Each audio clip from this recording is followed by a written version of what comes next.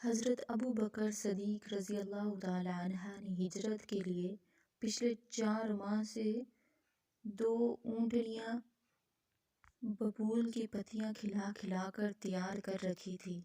انہوں نے عرض کی، یا رسول اللہ صلی اللہ علیہ وآلہ وسلم، ان میں سے ایک آپ پسند فرما لیں۔ آپ صلی اللہ علیہ وآلہ وسلم نے فرمایا، میں بغیر قیمت کی اونٹنی ہرگز نہ لوں گا۔ حضرت ابو بکر صدیق رضی اللہ تعالی عنہ نے مجبوراً قیمت قبول کرنے پر رضامندی ظاہر کی۔ ادھر وہ کافر جنہوں نے رسول اللہ صلی اللہ علیہ وآلہ وسلم کے گھر کا گھیراؤ کر رکھا تھا، وہ کافی دیر تک باہر کھڑے انتظار کرتے رہے۔ اللہ تعالیٰ نے انہیں بے خبر کر دیا اور وہ نیند کی آغوش میں چلے گئے۔ اسی دوران رسول اللہ صلی اللہ علیہ وآلہ وسلم ان کو سوتا چھوڑ کر باہر آئے اور کعبہ کی طرف دیکھ کر فرمایا، مکہ تو مجھ کو تمام دنیا سے زیادہ عزیز ہے، لیکن تیرے بیٹے مجھے رہنے نہیں دیتے۔ اس کے بغیر رسول اللہ صلی اللہ علیہ وسلم حضرت ابو بکر صدیق رضی اللہ تعالی عنہ کے ساتھ وہاں سے رخصت ہوئے اور جبل سور کے غار میں جا کر پناہ لی۔ حضرت ابو بکر صدیق رضی اللہ تعالی عنہ کے بیٹے حضرت عبداللہ رضی اللہ تعالی عنہ جو نوجوان تھے، رات کو غار میں سوتے تھے اور صبح منہ اندھیرے شہر میں جا کر اس بات کا پتہ لگاتے تھے کہ قریش کیا مشورے کر رہے ہیں۔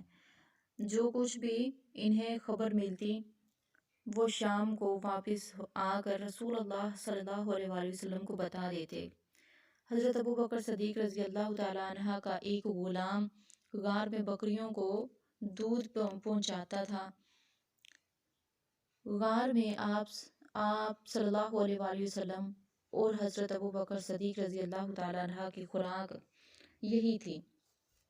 اس طرح جبل سور میں 3 راتیں گزار گئیں اور دوسری جانب صبح کو قریش مکہ کی آنکھیں کھلی تو وہ پلنگ پر رسول اللہ صلی اللہ علیہ وسلم کو نہ پا کر آگ بگولا ہو گئے۔ رسول اللہ صلی اللہ علیہ وآلہ وسلم کے بستر مبارک پر حضرت علی رضی اللہ تعالی عنہ پر موجود تھے۔ جب انہیں پتہ چلا کہ رسول اللہ صلی اللہ علیہ وسلم ہجرت فرما گئے ہیں تو سٹ پٹا کر رہ گئے۔ وہ آپ صلی اللہ علیہ وآلہ وسلم کی تلاش میں غار سور تک جا پہنچے۔ ان کی آہٹ پا کر حضرت ابو بکر صدیق رضی اللہ تعالی عنہ پریشان ہو گئے اور آپ صلی اللہ علیہ وآلہ وسلم نے فرمایا، گھبراؤ نہیں، خدا ہمارے ساتھ ہے۔ کافر جب غار کے قریب آ گئے تو اللہ کے حکم سے وہاں ببول کا ایک درخت اگ گیا اور ان کی ٹہنیوں نے پھیل کر غار کو پوشیدہ کر دیا۔ غار کے دبانے پر مکڑی نے جال بن دیا، ساتھ ہی 2 کبوتر آ گئے اور گھونسلہ بنا کر انڈے دے دیے۔ چوتھے دن آپ صلی اللہ علیہ وآلہ وسلم غار سے باہر تشریف لائے۔ آپ صلی اللہ علیہ وآلہ وسلم نے حضرت عبداللہ بن عریقۃ جو کہ ایک کافر تھا لیکن جس پر آپ صلی اللہ علیہ وآلہ وسلم کو اعتماد تھا، اسے رہنمائی کے لیے معاوضے پر مقرر کر دیا۔ وہ آگے آگے چل کر راستہ بنا رہا تھا۔ آپ صلی اللہ علیہ وسلم مسلسل 1 روز تک چلتے رہے۔ حضرت ابو بکر صدیق رضی اللہ تعالی عنہ بھی آپ صلی اللہ علیہ وآلہ وسلم کے ساتھ تھے۔ اب قریش نے اعلان کروا دیا گیا، جو شخص محمد صلی اللہ علیہ وآلہ وسلم یا ابو بکر صدیق رضی اللہ تعالی عنہ کو گرفتار کر کے لے آئے گا، اسے 100 اونٹ کا انعام دیا جائے گا۔ سراقہ بن مالک جاشم نے جب یہ سنا تو انعام کی امید میں نکلا۔ جب آپ صلی اللہ علیہ وآلہ وسلم روانہ ہو رہے تھے، اس نے آپ صلی اللہ علیہ وآلہ وسلم کو دیکھ لیا، گھوڑا دوڑا کر قریب آ گیا، لیکن گھوڑے نے ایسی ٹھوکر کھائی کہ وہ منہ کے بل گرا۔ اس نے ہمت نہ ہاری اور دوبارہ گھوڑے پر سوار ہو کر پیچھا کیا، لیکن اس مرتبہ گھوڑے کے پاؤں گھٹنوں تک زمین میں دھنس گئے۔ یوں وہ اپنے ناپاک ارادے میں کامیاب نہ ہو سکا۔ اس وقت رسول اللہ صلی اللہ علیہ وآلہ وسلم اور حضرت ابو بکر صدیق رضی اللہ تعالی عنہ اپنی اونٹنیوں پر سوار مدینہ کی حدود میں داخل ہو چکے تھے۔ काफिरों के जुल्म और सितम से तंग आकर रसूल अल्लाह सल्लल्लाहु अलैहि वसल्लम ने मदीना मुनव्वरा हिजरत कर चुके थे। कुरैश के सरदार जब हर तरफ से मुंह की खा चुके और इन्होंने देखा कि मदीना के रईस अब्दुल्ला बिन अबी सलूल ने न सिर्फ रसूल अल्लाह सल्लल्लाहु अलैहि वसल्लम के साथियों को अपने मुल्क में पनाह दी है, बल्कि वहाँ तेज़ी से इस्लाम भी फैलने लगा है, तो जलकर कबाब बन गए। इन्होंने अब्दुल्ला बिन अबी सलूल का एक ख़त लिखा, तुमने हमारे दुश्मन को पनाह दे रखी है, तुम इनको कत्ल कर डालो, फिर इन्हें मदीना से बाहर निकाल दो, वरना लात और हबल की कसम हम सब तुम पर हमला कर देंगे और तुम्हें कत्ल कर देंगे। वो ये ज़माना था जब अंसार मदीना अबी सलूल को अपना बादशाह तस्लीम कर चुके थे और इनकी ताजपोशी की रस्म की तैयारियां कर रहे थे। मदीना में दो कबीले आबाद थे, एक औस और दूसरा खजरज। इन दोनों कबीलों की आपस में शदीद जंग हुई थी, जिससे दोनों कबीले कमज़ोर हो चुके थे।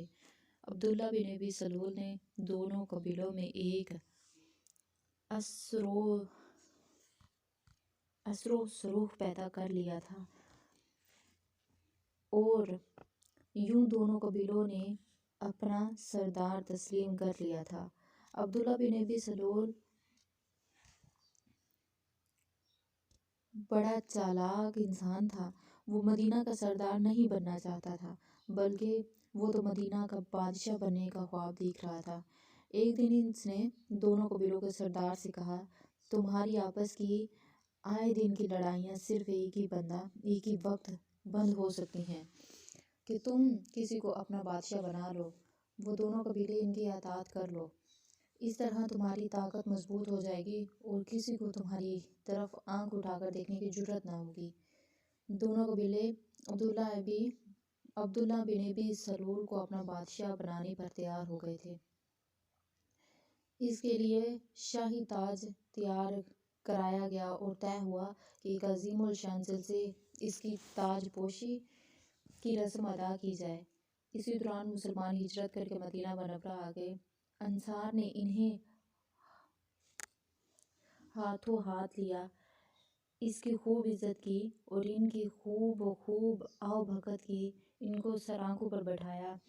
एक इनकलाब सा आ गया था। इंसार की सारी तवज्जो मुसलमानों की तरफ थी। ताजपोशी की रस्म मुलतवी हो चुकी थी। अब इंसार को रसूलुल्लाह सल्लल्लाहु अलैहि वसल्लम की आमद का इंतज़ार था। अब्दुल्ला बिन अबी सलूल को ये सब बहुत बुरा लग रहा था। मुसलमानों ने आने से इसकी बादशाही खतरे में पड़ चुकी थी। इसके सीने में सांप लौट रहा था, मगर इसने ज़बत से काम ले लिया। किसी पर अपनी नाराज़गी जाहिर न होने दी, बल्कि चुपचाप खामोशी से सब कुछ देखता रहा। चंद दिनों बाद रसूलुल्लाह सल्लल्लाहु अलैहि वसल्लम भी मदीना तशरीफ़ लाए।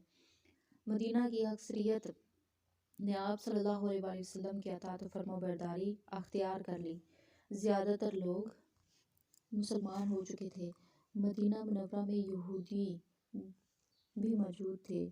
इन्हें भी रसूलुल्लाह सल्लल्लाहु अलैहि वसल्लम का मदीना आना बहुत बुरा लग रहा था, मगर वो मजबूर थे क्योंकि इनकी तादाद बहुत कम थी, इसलिए इन्होंने खामोशी में ही खैरियत जानी।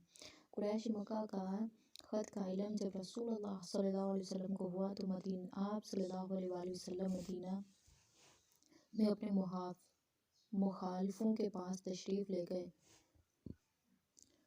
जो कुरैश की इस पर चाल में आकर मुसलमानों के खिलाफ भड़क उठे थे, हत्ता कि इससे जंग करने के लिए तैयार हो गए थे। चनाचे इस मौके पर आप सल्लल्लाहु अलैहि वसल्लम ने इनसे कहा, तुम्हारे लिए अब दो ही रास्ते हैं, या कुरैश की धमकी के मुताबिक मुसलमानों से जंग करो, या फिर जंग ना करने की सूरत में कुरैश के मुकाबले के लिए मजबूर हो जाओ। लेकिन अगर तुमने मुसलमानों से लड़ने को ज़रूरी समझा तो तुम अपने हाथों से अपने भाइयों और बच्चों को कत्ल कर दोगे। जो मुसलमान हो चुके हैं वो एक खुदा पर ईमान ला चुके हैं, और अगर तुम कुरैश की धमकी में ना आए तो फिर कुरैश से जंग तुम्हारे लिए गैरों से मुकाबला होगा, رسول اللہ صلی اللہ علیہ وسلم کی باتیں مدینہ میں رہنے والوں کے دل میں اتر چکی تھیں۔ ان باتوں نے رسول اللہ لوگوں کی سوچوں کا رخ بدل کر رکھ دیا، اور اب یہ مجمع بکھر چکا تھا۔